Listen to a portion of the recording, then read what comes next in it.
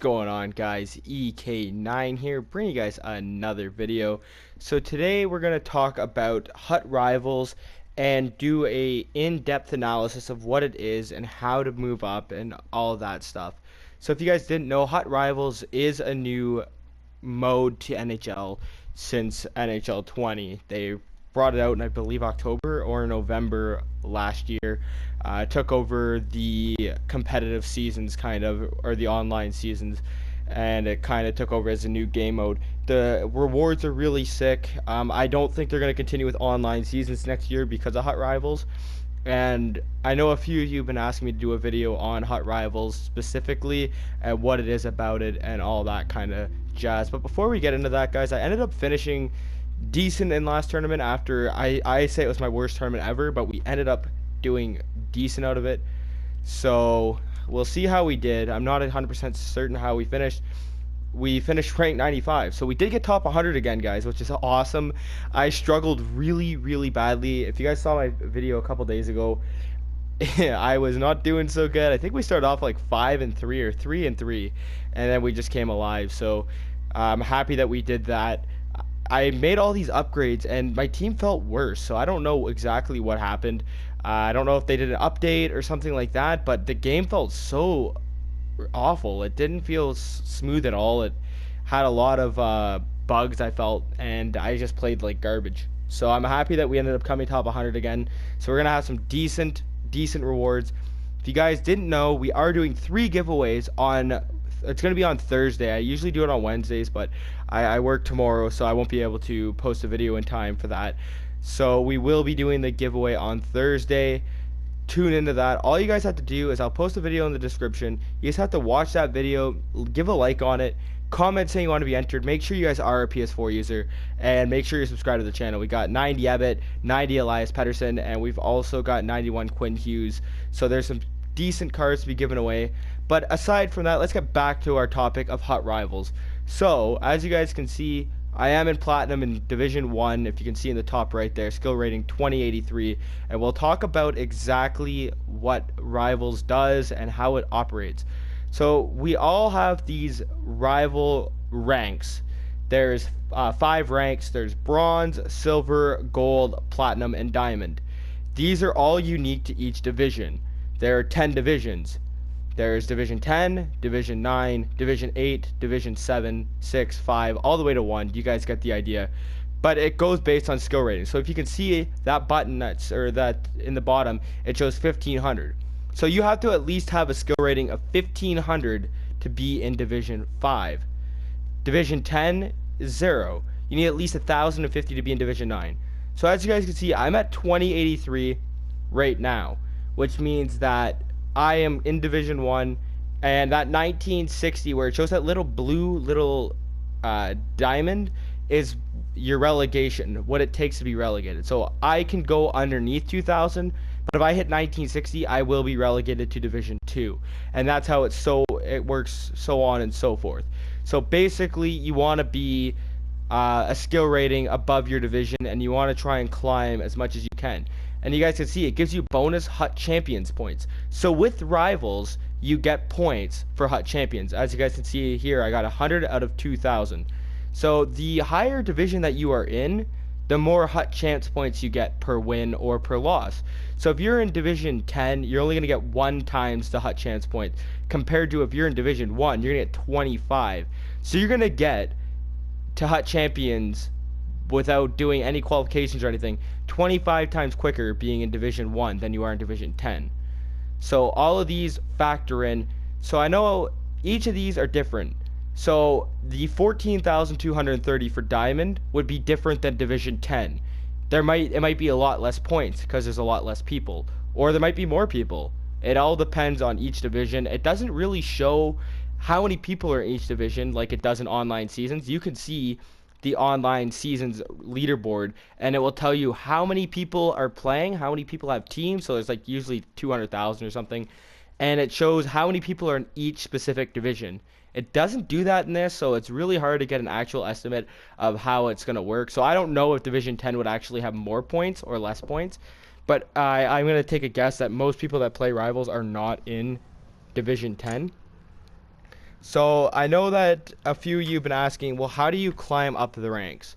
Well, it's much like online seasons. This game mode is much like online seasons, and it's each division has its own unique difficulties. If you guys saw that in my other video of how to be a Division 1 player, there's certain elements of the game that you have to develop in order to be a Division 1 player. In each division, you'll find if you play Division 10 hockey for the most part, unless you play against some scrub hunter who literally just makes second accounts and just plays to dominate you, if you play Division 10 hockey, you're going to be playing against people that have no idea what they're doing. Absolutely no clue, because that is like the bottom of the barrel Division 10. You will see how bad those people are, right? Not to pick on anyone who is Division 10. If you guys are that low, most people who actually play aren't in Division 10, so I think I'm safe with that statement. But when you move up to like Division 7, you'll notice that people have a better gameplay experience. They are somewhat better, but they play different. So they still have their strengths and they still have their weaknesses. And then when you move your way up each division, you'll notice a shift in gameplay. So like when I'm in Division 1 compared to when I made my video of online seasons in Division 5. In Division 1, I don't have many people who are playing the body on me every 2 seconds, who are rushing out to hit me with their defensemen, who are giving me 3-on-1s constantly. That rarely happens. When you're playing in Division 5, you'll see that more. So if you're one of the people that like to use your analog stick to move with your defenseman, you get caught out of position a lot, you're going to have a really hard time getting to a top division because of the fact that you're giving up too many goals in the process. So it's all about your gameplay. And Division 1, it's a lot of cycling. You guys, puck possession is huge in this game. It's a huge momentum drive. You want to have good puck possession. You want to have usually, and same thing, a lot of you talk about shots. Well, it's good to have shots on net, but it's the quality shots. So you don't want to just be firing shots every 2 seconds. You don't want to be just going, oh, I'm coming into the zone, I'm just going to wire a slap shot at the goalie. You know, you want to be smart with your shots. You want to take key shots, you know, high quality ones. What I recommend usually is per every minute in the zone, you're going to want to have at least 2 to 3 shots, usually. So if you have 8 minutes in their zone, you're going to want to have somewhere between 16 to 24 shots on the goalie. Not 12 minutes with 12 shots or 12 minutes with 75 shots. You know, that just means you're just shooting every time you go into the zone. You want to be taking quality chances. You're going to want to use your cycling, stuff like that. That's what you want to use to climb divisions. It's all about hockey IQ. Same thing. I talked about it in the other video. Patience. You don't want to throw the puck up every 2 seconds. You don't want to be making these little passes right at the ice and then you cause turnovers every 2 seconds. If you guys play like that, you're not going to move up. What I would recommend if you guys are serious about moving up in NHL or anything like that, or trying to become a better player, is to watch the people who are good at the game. There are a lot of really good players. Mivians is a really good one. Junior Pens, Top Shelf Cookie, Nasher is another pretty good player. All those guys, they're all YouTubers and Twitch streamers, and they're fantastic at the game. Watch some of them, see how they play, and try and learn from the best. It's going to take a while. It took me probably 4 or 5 years to actually become somewhat good at this game. Now I'm average. I wouldn't consider myself, well, maybe I'm above average, but I'm not elite. I used to be elite when like NHL 17 was around or NHL 16 was around, but now it's like it's pretty. I'm basically an average Div 1 player. I will win some games, I will lose some games, but I don't win at a high amount of games in my division. And I remember in NHL, I think it was NHL 14, I was 625 and 25. So I played at best of my game back then, and the game's changed a lot since then. I know it hasn't changed too drastically, but the gameplay feels a little bit different, and I haven't really been able to cope with it. I also don't take NHL as seriously as I did back then. So it's all about those kind of things. Like I was watching Bones on Demand. I used to watch Nasher, 2BC, Superb Man. There's a bunch of YouTubers I used to watch, but that's how I learned. And that's the best advice I can give to you on how to actually improve your gameplay. I don't show a lot of gameplay videos, so I should probably start doing that a little bit more. But stuff like that, guys, it's going to help you go a long ways. But aside from that, each division will give you different rewards. I forgot to mention this. So if you're in Diamond in Division 1, you get an Ultimate Pack plus a Jumbo NHL Players Pack. If you're in platinum, you'll get an ultimate and an NHL players pack.